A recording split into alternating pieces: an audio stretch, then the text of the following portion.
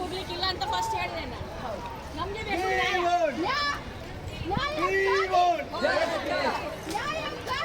ಹೋರಾಟ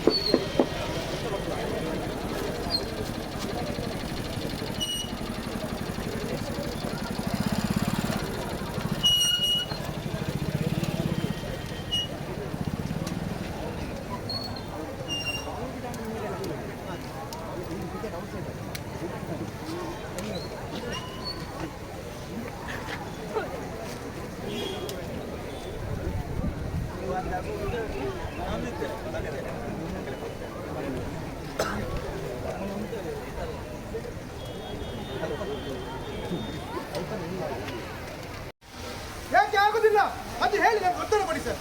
ಅದಕ್ಕೆ ಉತ್ತರ ಕೊಡಿ.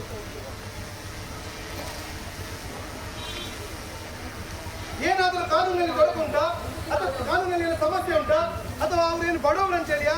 ಏಕೆ ಸೇಲ್ ಆಗುದಿಲ್ಲ ದುಡ್ಡು ತಗೊಳ್ಳಿಕ್ಕೆ? ಈ ಠಾಣೆಯಲ್ಲಿ ಏನು ತೊಂದರೆ ಇದೆ ಅದು ನಮಗೆ ಉತ್ತರ ಕೊಡಿ. ಅದು ನಮ್ಗೆ ಉತ್ತರ ಬೇಕು. ಫಸ್ಟ್ ಉತ್ತರ ಅದಕ್ಕೆ ಬೇಕು ನಮಗೆ. ಆ ನಂತರ ನಮ್ಮ ಬೇಡಿಕೆ ಹೇಳ್ತಾರೆ.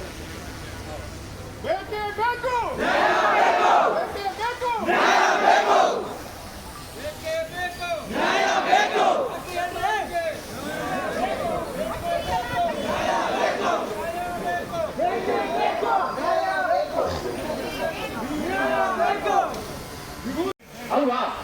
ಯಾಕೆ ಈ ತರ ಮಾಡಿದ್ದೀರ ನೀವು?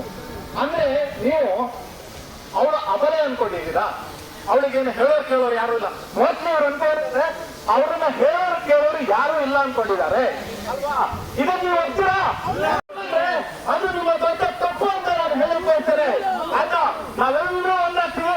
ಜಸ್ಟಿಸ್ ನೀವು ಕೊಡ್ಬೇಕು ಸರ್. ಏನ್ ನಿಮ್ ಕೊಡ್ತೀರಾ ನೀವು ಹೇಳಿ. ಆಯ್ತಾ? ಆಯ್ತು. ಆದ್ರೆ ಪ್ರವೀಣ್ ಅವರು ನೀವು ಹೋರಾಟವನ್ನು ತೆಗೆದುಕೊಂಡಿದ್ದಾರೆ. ಗೀತಕ್ಕ ಇವರ ತಗೊಂಡಿದ್ರೆ ಕಾನೂನು ತಜ್ಞರಿದ್ದಾರೆ. ಅವ್ರು ಏನ್ ಮಾಡ್ಬೇಕು ಕೊಡ್ಬೇಕು. ಹೆಂಗ್ ಕೊಡ್ತೀರಾ? ಗೊತ್ತಿಲ್ಲ ಅಂದ್ರೆ ಇದನ್ನ ಕೊನೆ ತನಕ ನಾವು ಹೋರಾಡುತ್ತೆ. ನಾವೆಲ್ಲರೂ ಯಾವುದೇ ಕಾರಣಕ್ಕೂ ಬಿಟ್ಕೊಡುವಂತ ಚಾನ್ಸೇ ಇಲ್ಲ.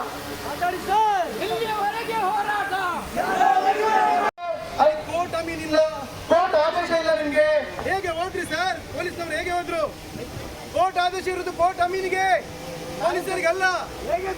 ಪೊಲೀಸರಿಗೆಲ್ಲ ಇರುವುದು 4 ಗಂಟೆ ಹೋಗುವಂತದ್ದೇನಿತ್ತು. ಪೊಲೀಸರಿಗೆ ಯಾವುದೇ ಆದೇಶ ಇಲ್ಲ. ಆದೇಶ ಇರುವಂತದ್ದು ಕೋರ್ಟ್ ಅಮೀನಿಗೆ. ಕೋರ್ಟ್ ಅಮೀನ ಹಿಂದೆ ಪೊಲೀಸರು ಹೋಗ್ಬೇಕಿತ್ತು. ಆ ದಿವಸ ಕೋರ್ಟ್ ಅಮೀನ್ ಹೋಗ್ಲೇ ಇಲ್ಲ. ಪೊಲೀಸರು ಏನು ಸ್ಟೇಟ್ ಕೇಸ್ ಅಂತ ಹೇಳಿ ಹೋದ್ರ? ಅದು ಒಂದು ರಿಕವರಿ ಮಾಡತಕ್ಕಂತ ಒಂದು ಕೇಸು. ರಿಕವರಿ ಒಂದು ಎಕ್ಸಿಕ್ಯೂಷನ್ ಪಿಟಿಷನರಿ ಆದಂತ ಒಂದು ವಾರೆಂಟ್. ಆ ವಾರೆಂಟ್ ಎಕ್ಸಿಕ್ಯೂಟ್ ಮಾಡಿದ ಯಾರಿಗೆ? ಕೋರ್ಟ್ ಅಮೀನಿಗೆ. ಪೊಲೀಸರಿಗೆ ಏನ್ರಿ ಅದರಲ್ಲಿ ಅಧಿಕಾರ ಉಂಟು? ಪೊಲೀಸರಿಗೆ ಏನು ಅಧಿಕಾರ ಉಂಟು? ಪೊಲೀಸರು ಹೋಗೋದೇ ಅಕ್ರಮ, ಅಕ್ರಮ, ಅಕ್ರಮ. ಪೊಲೀಸರು ಹೋಗೋದು ಅಕ್ರಮ. ಅಕ್ರಮವಾಗಿ ನೀವು ಹೋಗಿ ಪುನಃ ಕರ್ತವ್ಯಕ್ಕೆ ಅಡ್ಡಿಯಾಗಿದೆ ಅಂತ ಹೇಳಿ ದೂರು ಕೊಡ್ತೀರಾ? FIR ದಾಖಲು ಮಾಡ್ತೀರಾ? ತನಿಖೆ ಆಗ್ಬೇಕು ಸರ್. ಆ FIR ಅನ್ನು ತಯಾರಿಸಿದವರ ಮೇಲೆ ತನಿಖೆ ಆಗ್ಬೇಕು. ಆ FIR ಯಾರು ತಯಾರು ಮಾಡಿದರೆ ಅವರ ಮೇಲೆ ತನಿಖೆ ಆಗ್ಬೇಕು.